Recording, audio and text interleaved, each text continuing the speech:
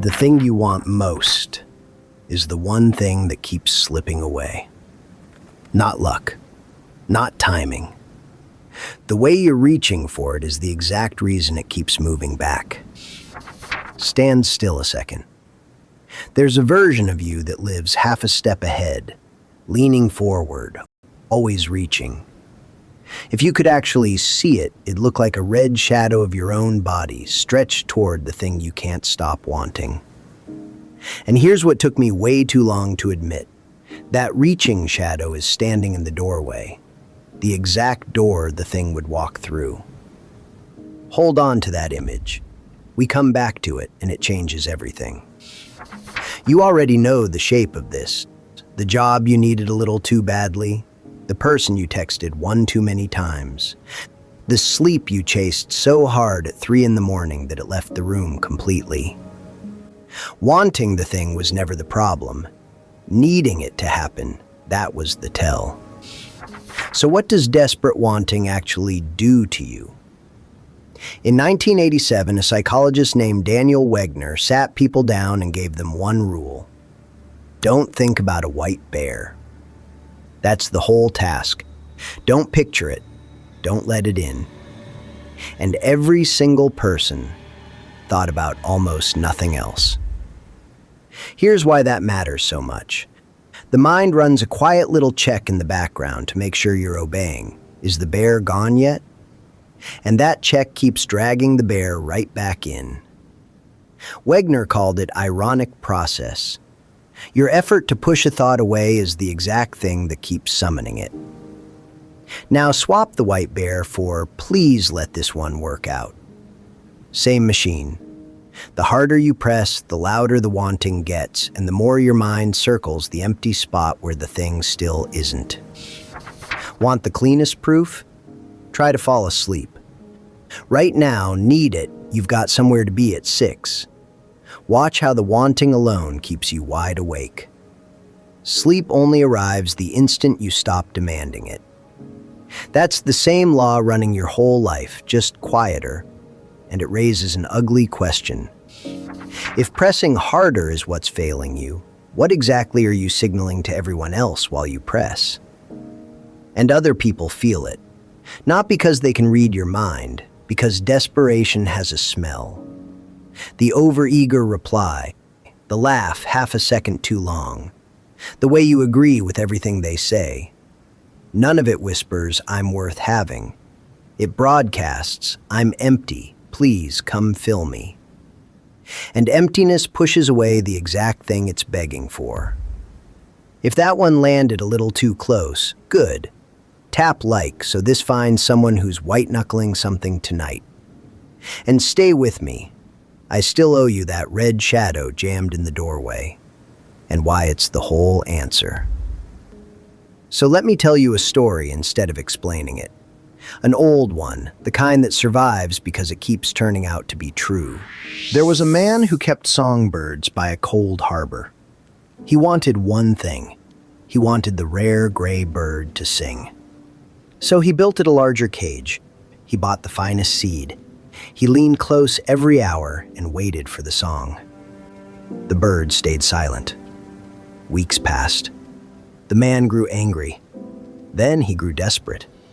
He covered the cage at night and uncovered it at dawn, certain that this time the bird would sing for him. It never did. One winter the man fell ill.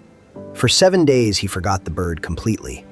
He left the little cage door open and did not notice. On the 8th morning, he woke to a sound at the window. The gray bird sat on the sill, singing. It had nothing to do with the seed, or the cage, or the years of waiting. The song came only when the wanting left the room.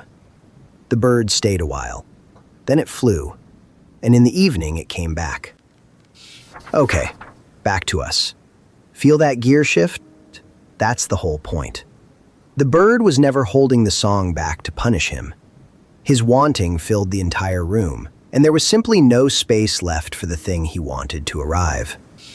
I lived on the wrong side of this for years. I used to think caring more was the same as trying harder, that if I just wanted it enough, gripped it tight enough, the universe would notice the effort and reward me. It doesn't work like that. The universe doesn't grade effort. It just responds to what you're actually putting into the room. And a clenched fist puts nothing in. 2,000 years ago, Epictetus said the calm part out loud.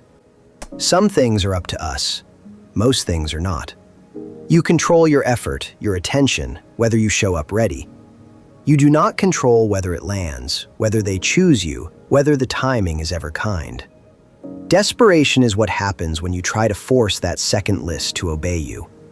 And peace, real peace, is what happens the moment you hand it back. So the fix isn't to stop wanting. Nobody actually pulls that off, and the people who tell you to are lying. The move is stranger than that. You keep preparing. You keep the door open. You just stop standing in front of it, arms out, blocking the light. The work goes on in silence. The needing quietly goes. Because here's what actually draws people and chances and second looks toward you. Not the reaching, the stillness underneath it. A person who is genuinely okay on their own is magnetic in a way no strategy can fake. They're not auditioning for you. They're not measuring you for the hole in their chest. And so, without ever trying, they become the safest place in the room to walk toward. So watch what that does to the picture in your head. Every night you've spent pleading with the ceiling. Every conversation you tried to steer. Every plan you gripped so tight it couldn't breathe. What if none of it ever failed because you weren't good enough? What if it failed because you were standing too close to the door? Come back to the shadow with me. This is where it finally moves. Now, that red shadow. The reaching version of you, wedged in the doorway with both arms out. Watch what it does the second the wanting drains out of you. It lowers its arms. It steps back. It sits down on the floor. And the doorway is suddenly just open, empty, wide. The thing you were chasing doesn't have to be summoned anymore. It finally has room to walk in on its own. That was the paradox the entire time. You were never blocked by the world. You were standing in your own doorway and calling it fate. So stop chasing the thing. Become the room it wants to walk into. Loosen your grip on the wanting, and the world stops running. Not because it suddenly bends in your favor, but because you finally stepped out of your own way. One last thing, because this is the part that actually works. That red shadow doesn't leave on its own. It leaves when you give it something better to do than reach. So here's yours. Pick the one thing you've been white-knuckling this week, and today, loosen the grip by 10%. Just 10. Then come tell me in the comments what walked in when you did. Subscribe if you want the next room in this head. I'm mapping one every week. And send this to the person you know who's gripping too hard right now. They're going to swear you read their mind.